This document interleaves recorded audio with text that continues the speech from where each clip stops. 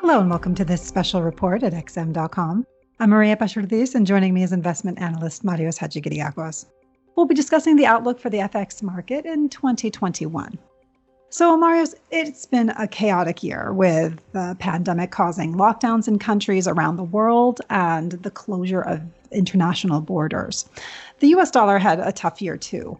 Do you think this pain will continue into 2021? Hello, Maria. Let's put it this way. The overwhelming consensus within the financial community is that the dollar's pain will continue. And there are some solid arguments behind that, although I don't necessarily agree with that view. Now let's examine what the financial community thinks. The consensus seems to be that the US inflation is going to accelerate faster than other economies. And because the Fed will be keeping interest rates on the floor, that's expected to push real interest rates even lower in America. So that would make the dollar less appealing from an interest rate differential point of view. And at the same time, you have expectations that safe haven demand for the dollar could fade a little bit as the global economy recovers, and also as trade policy towards China calms down a little under a Biden administration. Now, here's why I don't necessarily agree with all of this.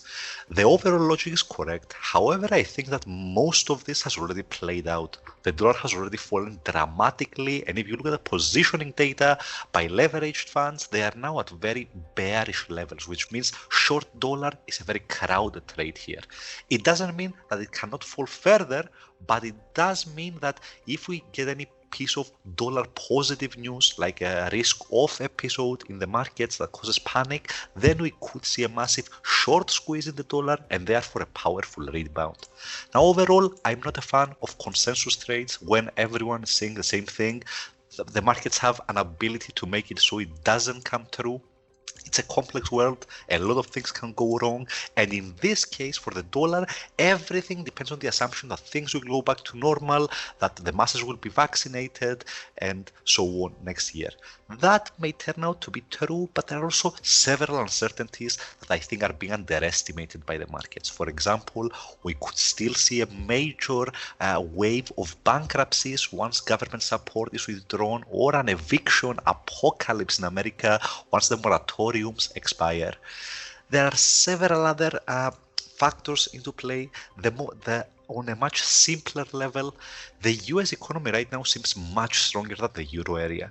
And if this continues, if we go into next year with the Eurozone and the UK, for example, being forced to play this rolling shutdown game until the vaccines are fully deployed, but the US doesn't participate, then we could see America healing its economic wounds much faster, and this popular narrative for a weaker dollar could come under heavy fire.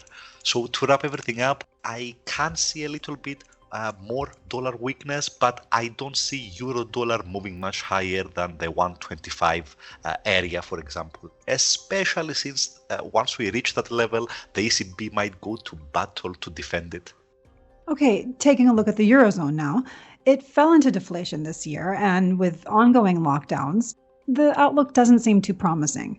Why then has the euro performed so well lately, and what can we expect going forward? Well, one reason the euro has performed so well is that because the dollar was even weaker. That was the main variable, I believe. The other part was because, as we alluded to before, inflation in the euro area right now is negative. We are in deflation. Because of how real interest rates are calculated, though, the lower inflation falls, the more real interest rates increase. And that paradoxically makes the euro a little bit more attractive. Now, we've already seen a lot of this play out, and right now the mood in the markets is very euphoric. The trend is definitely higher for the euro. However, at some point, I believe that the markets are going to wake up to a relative economic performance. If the US is growing much faster than Europe, at some point that will come into play. Now, there are a lot of uncertainties, but what I feel confident on is that a lot of the good European news are priced in at these levels, but a lot of the risks perhaps are not, and therefore I'm not really expecting a powerful euro uptrend from here. Maybe a little bit further upside against the dollar, but even that might reverse at some point. And in fact, I would argue that the euro might do even worse against other currencies. So if we're in a situation where both the dollar and the euro are weak, then the euro might not fare as well against commodity currencies, for example. And finally, as the Brexit drama continues, the pound seems to be on a roller coaster ride. If a no-deal Brexit materializes, what is likely to happen to sterling? Well, I think we all know the answer to that. If we get a no-deal scenario, the pound is very likely to fall pretty dramatically. However, that's not my base case scenario. I still believe that a last-minute deal before the year ends can be reached. We've seen some progress lately in the talks. The UK conceded some of its demands on fisheries, and overall there is a sense that both sides want to get it done. Both sides want to avoid a deeper economic shock, and therefore I think it's going to take a while. It might be the last day of the year or the last possible minute, but I think we are going to see that Brexit deal.